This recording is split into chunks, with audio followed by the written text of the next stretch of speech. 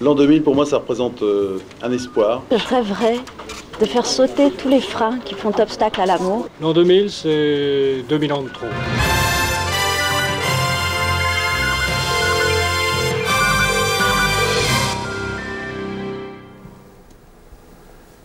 Voilà, bonsoir, merci d'être avec nous. Pour en finir avec l'an 2000, nous aurons une contribution un peu plus modeste, c'est le futur en direct. Nous allons retrouver Frédéric Tadei à Paris à l'UNESCO pour savoir, Frédéric, donc à propos de la Tour Eiffel, qu'est-ce qui est de sérieux dans les projets qui ont été, comment dirais-je, présentés à la presse ces derniers temps concernant les Français? À Paris, c'est l'organisation Paris 2000.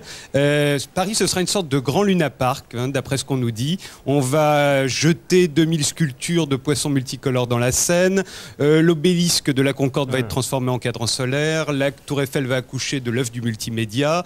Normalement, à Paris, on devrait se réjouir. Ce sera extraordinaire. On va immédiatement retrouver justement sur le méridien de Greenwich Isabelle Giordano pour savoir ce qui est prévu du côté de nos amis britanniques. Guillaume, bonsoir. Bonsoir. Et notamment ici, à Greenwich, sur le lieu même du méridien, le premier méridien de longitude 0, vous le voyez, est ici, symbolisé également par un magnifique laser. Voilà ce méridien qui nous donne l'heure universelle. Et vous le savez, les Anglais sont très friands, effectivement, de célébrations. On va partir, je vous le disais tout à l'heure, aux Fidji, pour la raison très simple qu'à cause des méridiens et à cause de la situation géographique des Fidji, c'est probablement là, ce sera le premier rendez-vous du passage de l'an 2000. Cécile, c'est à vous. Nous sommes accompagnés d'un invité prestigieux, Justin Garder, l'auteur du Monde de Sophie. Hello Justin. Hello et bonjour, Paris. C'est assez incroyable. 4 pays ici dans le Pacifique Sud prétendent passer les premiers dans l'an 2000. Sur Taveuni, les Fidjiens affirment qu'ils seront les premiers à fêter l'an 2000. L'île est coupée en deux par le fameux 180e méridien, celui qui fait changer de jour. Donc là, c'est le monument officiel de Taveuni. Si j'ai bien compris, le méridien 180 coupe l'île. Ici, on est samedi. Et là, on doit encore être vendredi. Ouais, c'est ça. Attends une seconde, c'est du délire, ils sont complètement plantés. Et oui, depuis 50 ans, le monument était mal placé. Ces géomètres ont mis 4 jours pour retrouver le méridien grâce au satellite. Sur Taveuni, l'an 2000 commencera donc 400 mètres plus à l'ouest. On va immédiatement partir à Los Angeles pour savoir ce qui se prépare du côté des États-Unis, mon cher Thierry Dujon. Comment ça va ? Ça va bien Guillaume, bonsoir. Moi aussi j'en ai pour tous les goûts, j'en ai d'abord pour vous, vous qui aimez bien le rock'n'roll. Il y aura une sorte de Woodstock géant ici dans le sud, dans une vaste campagne du sud de la Californie. L'événement s'appellera Party 2000. À tout à l'heure, merci Thierry. Auparavant, je voudrais qu'on aille quand même au Japon, à Osaka, retrouver donc Ariel Wiesman. Ariel. Guillaume, bonsoir. Je suis en direct du bar Isn't It à Osaka, ou alors en tout cas c'est que c'est vraiment bien imité. Vous avez derrière moi une foultitude de Japonais, un peuple extrêmement attachant, mais ce ne sont pas nos invités. Voilà, c'est le grand moment de la modestie, car on va essayer d'aborder maintenant, tenez-vous bien, la santé, la vie quotidienne, les voyages dans l'espace, la voiture, la mode, le travail, l'économie, bref, tout ce qui fait votre vie quotidienne.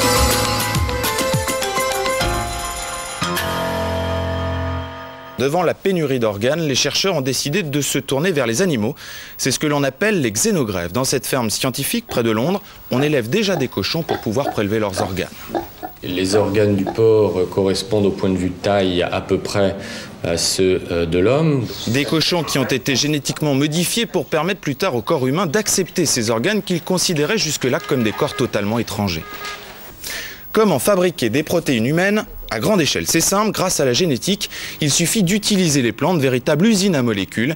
D'ici quelques années, on pourra par exemple cultiver de l'hémoglobine. Charles, qu'est-ce qu'on a comme question concernant, on voit qu'il y a quand même, comment dirais-je, voilà un premier domaine où il y a plutôt une certaine forme d'optimisme relatif. Est-ce qu'il est possible d'envisager une vie très très longue et pourquoi pas arrêter de mourir, ou est-ce que c'est complètement utopique? Heureusement, on n'arrêtera pas de mourir. La vie serait insupportable si on ne mourait pas. D'ailleurs, on ne se reproduirait plus à ce moment-là. Si on était immortel, il n'y aurait même plus de sens à avoir des enfants et à essayer de se reproduire. Est-ce qu'il y a quelque chose dans notre comportement quotidien collectif qu'il faut changer rapidement si on veut améliorer notre santé? Si je devais en donner qu'une, je dirais être bien dans sa peau. Bon, merci Claude Jasmin. Maintenant, vie quotidienne, que va-t-il se passer horizon 2010-2030? Boum, c'est parti. Un repas en 2050, ça peut être ça. Par exemple, des njene, c'est une galette de tradition éthiopienne. C'est la grandement en Europe parce qu'on le fait avec la fameuse céréale dont je vous parlais tout à l'heure, le teff. Et puis, surtout ça. Ça, c'est quoi? Ça, c'est du mammouth, parce qu'un chercheur japonais, en 1997-1998, a retrouvé du sperme de mammouth en Sibérie, a fécondé des femelles éléphants avec ce sperme de mammouth, par imprégnation a reconstitué presque totalement la race de mammouth. Il l'élève dans le nord de la Sibérie et aujourd'hui sur le marché européen, on a ce steak de mammouth. C'est marrant, mais le steak de mammouth, je ne suis pas encore prêt. Alors Guy Paillotin qui est avec Frédéric Tadei, est-ce qu'il y a le risque, Guy, qu'apparaissent des épidémies type vache folle? Est-ce que vous êtes certain que dans le monde que vous connaissez, l'agronomie, on surveille bien tout maintenant et que la chaîne alimentaire est safe, comme on dit? La chaîne alimentaire, au moins en Europe, est maintenant safe, comme vous dites. Pour l'instant, nous allons nous intéresser à quelque chose d'assez excitant, qui est le tourisme spatial. Est-ce qu'il y aura, 2010-2050, un véritable tourisme spatial? Je pense que ça commencera après les années 2020. On peut attendre qu'en 2020, on envoie un ou plusieurs astronautes sur Mars. Et à partir de ce moment-là, la route sera ouverte pour envoyer des gens sur la Lune, sur Mars, créer des stations. Et nous partons donc en Asie, sujet de Valérie Kong. Monsieur Yamaguchi a fait construire sa maison sur son île natale, Awaji, dans la baie d'Osaka. Une maison tout en bois, 100% recyclable. Électricité et chauffage solaire, système individuel d'épuration d'eau, une technique japonaise et naturelle, ce sont des micro-organismes qui mangent les déchets. J'ai mis des poissons rouges dans ce bassin. Si les poissons rouges peuvent survivre, cela veut dire que l'eau est suffisamment propre.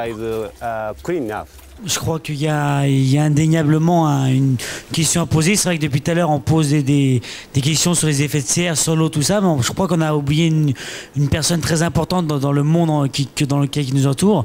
C'est nos compagnons, donc les animaux et ceux qui entourent les forêts, les eaux, tout ça, quoi. Donc ces gens-là, qu'est-ce qu'ils vont devenir dans le prochain 100 ans? Une réponse à cette question est une gestion plus rigoureuse de notre planète. Nous avons un certain nombre de besoins.